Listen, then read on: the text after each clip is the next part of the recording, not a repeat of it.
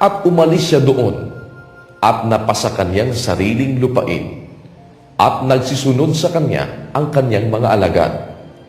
At nang dumating ang Sabat, ay nagpasimulang magturo siya sa sinagoga at marami sa nangakakarinig sa kanya ay nangagtataka na nangagsasabi, "Saan nagkaroon ang taong ito ng mga bagay na ito? At anong karunungan ito na sa kanya'y ibinigay? At anong kahulugan ng gayong mga makapangyarihang gawa na ginagawa ng kanyang mga kamay? Hindi baga ito ang anluwagi, ang anak ni Maria, at kapatid ni Santiago, at ni Jose, at ni Judas, at ni Simon? At hindi baga nangaririto sa atin ang kanyang mga kapatid na babae? At siya'y kinatitisura nila." At sinabi sa kanila ni Jesus, "Walang propetang di may kapurihan, liban sa kanyang sariling lupain, at sa gitna ng kanyang sariling mga kamag-anak, at sa kanyang sariling bahay. At hindi siya nakagawa doon ng anumang makapangyarihang gawa, liban sa ipinatong niya ang kanyang mga kamay sa ilang mga may sakit at pinagaling sila. At nanggigilala siya sa kanilang di pananampalataya, at siya'y lumibot na nagtuturo sa mga nayong nasa paligid-ligid. At pinalapit niya sa kanya ang 12, at nagpasimulang sinugo sila na dala-dalawa, at binigyan niya sila ng kapamahalaan laban sa mga karumal-dumal na espiritu. At ipinagbilin niya sa kanila na huwag silang magsipagbaon ng anuman sa paglakad, kundi tungkod lamang, kahit tinapay, kahit supot ng ulam, kahit salapi sa kanilang supot. Datapwat gumamit ng mga sandalyas at huwag magsuot ng 2 tunika. At sinabi niya sa kanila, "Saan man kayo magsipasok sa isang bahay, mangatira kayo roon hanggang sa kayo'y magsialis doon. At sa alinmang dakong hindi kayo tanggapin at hindi kayo pakinggan, pag-alis ninyo dooy ipagpag ninyo ang alabok na nasa ilalim ng inyong talampakan bilang patotoo sa kanila." At sila'y nangagsialis at nagsipangaral na magsisi ang mga tao. At nangagpalabas ng maraming demonyo, at nangagpahid ng langis sa maraming may sakit, at pinagaling sila. At narinig ng Haring Herodes, sapagkat nabantog na ang pangalan niya, at sinabi niya, "Si Juan na mangbabautismo ay nagbangon sa mga patay, at kaya sumasa kanya ang mga kapangyarihang ito." At sinasabi ng mga iba, "Siya'y si Elias." At sinasabi ng mga iba, "Siya'y propeta, na gaya ng ibang mga propeta." Datapwat nang marinig ni Herodes, ay sinabi, "Si Juan na aking pinugutan ng ulo, siya'y nagbangon." Sapagkat si Herodes din ang nagsugo sa mga kawal at nagpahuli kay Juan, at nagpatanikala sa kanya sa bilangguan dahil kay Herodias, na asawa ni Filipo na kanyang kapatid, sapagkat nag-asawa siya sa kanya. Sapagkat sinabi ni Juan kay Herodes, "Hindi matuwid sa iyo na iyong ariin ang asawa ng iyong kapatid." At ipinagtanim siya ni Herodias, at hinahangad siyang patayin, at hindi niya magawa. Sapagkat natatakot si Herodes kay Juan, palibhasa'y nalalamang siya'y lalaking matuwid at banal, at siya'y ipinagsanggalang niya. At kung siya'y pinakikinggan niya, ay natitilihan siyang mainam, at pinakikinggan niya siya na may galak.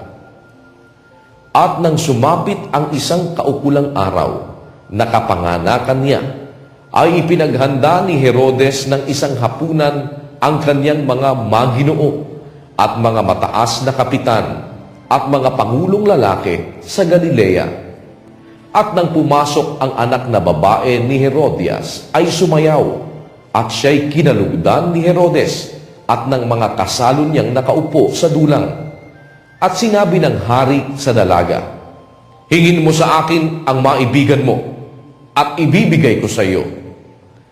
At ipinanumpa niya sa kanya, "Ang anumang hingin mo sa akin ay ibibigay ko sa iyo, kahit ang kalahati ng aking kaharian."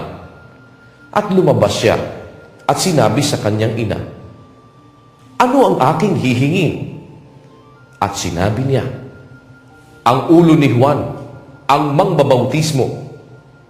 At pagdakay, pumasok siyang dali-dali sa kinaroroonan ng hari at humingi na sinasabi, "Ibig ko na ngayon din ang ibigay mo sa akin na nasa isang pinggan ang ulo ni Juan Bautista."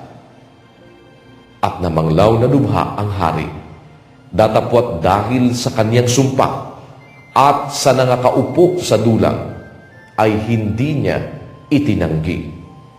At pagdakay, nagsugo ang hari sa isang kawal na kanyang bantay at ipinag-utos na dalhin sa kanya ang ulo niya. At yumaon siya at pinugutan siya ng ulo sa bilangguan. At dinala ang kanyang ulo na nasa isang pinggan at ibinigay sa dalaga, at ibinigay ng dalaga sa kanyang ina. At nang mabalitaan ng kanyang mga alagad, ay nagsiparoon sila at binuhat ang kanyang bangkay at inilagay sa isang libingan. At ang mga apostol ay nangagpisan kay Jesus at isinaysay nila sa kanya ang lahat ng mga bagay na kanilang ginawa at ang lahat ng kanilang itinuro. At sinabi niya sa kanila, "Magsiparito kayo ng bukod sa isang dakong ilang at mangagpahinga kayo ng kaunti, sapagkat marami ang nangagpaparuot pa dito, at sila'y hindi man lamang mangagkapanahon na magsikain." At nagsiyaon silang nangasa daong at nangapas sa isang dakong ilang at bukod. At nangakita sila ng mga tao sa pag-alis, at sila'y nangakilala ng marami, at parang nagsisitakbo na nagsiparoon doon mula sa lahat ng mga bayan, at nangaunang nagsirating pa kaysa kanila.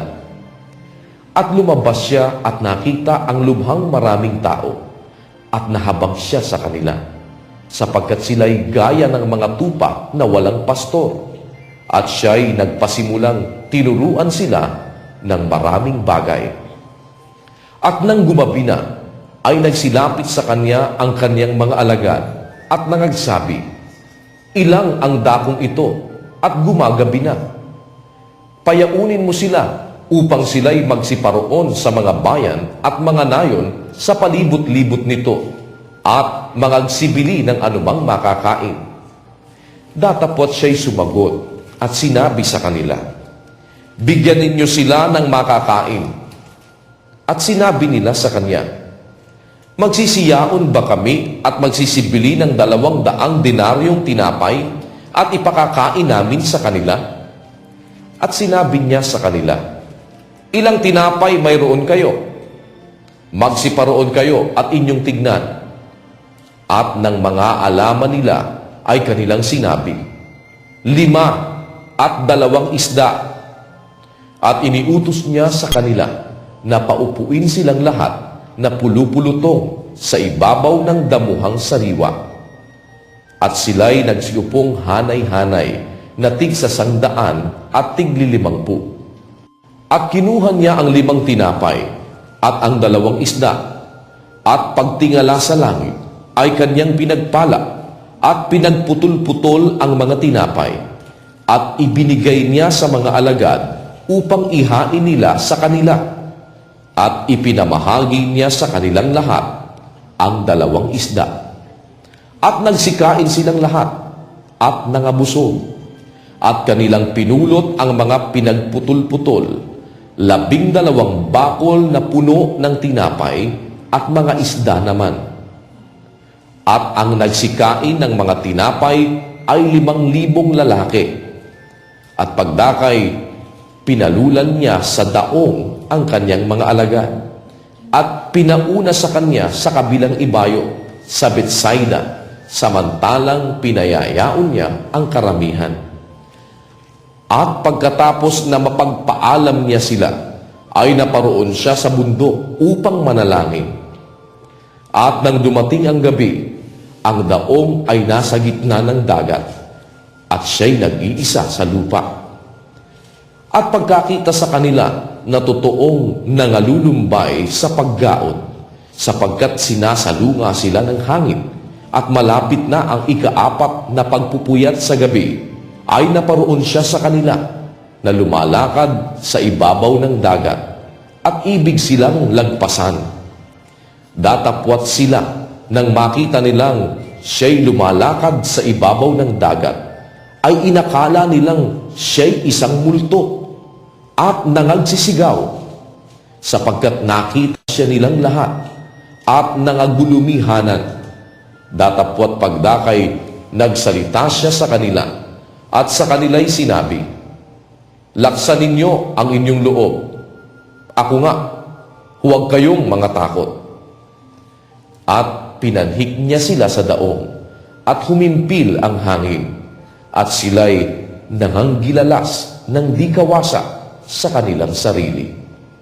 Palibhasa'y hindi pa nila natatalastas iyaong tungkol sa mga tinapay, dahil sa ang kanilang puso'y pinatigas. At nang mga katawid na sila, ay narating nila ang lupa ng Genesaret, at nagsisadsad sa daungan. At paglunsad nila sa daong, pagdakay, nakilala siya ng mga tao. At nang malibot nilang nagtutumulin ang buong lupaing yaon, at nagpasimulang dalhin sa kanya ang mga may sakit na nasa kanilang higaan, saan man nila marinig na naroon siya. At saan man siya pumasok, sa mga nayon o sa mga bayan o sa mga bukid, ay inilalagay nila sa mga liwasan ang mga may sakit, at ipinamamanhik sa kanya na ipahipo man lamang sa kanila ang laylayan ng kanyang damit. At ang lahat ng nagsihipo sa kanya ay pawang nagsigaling.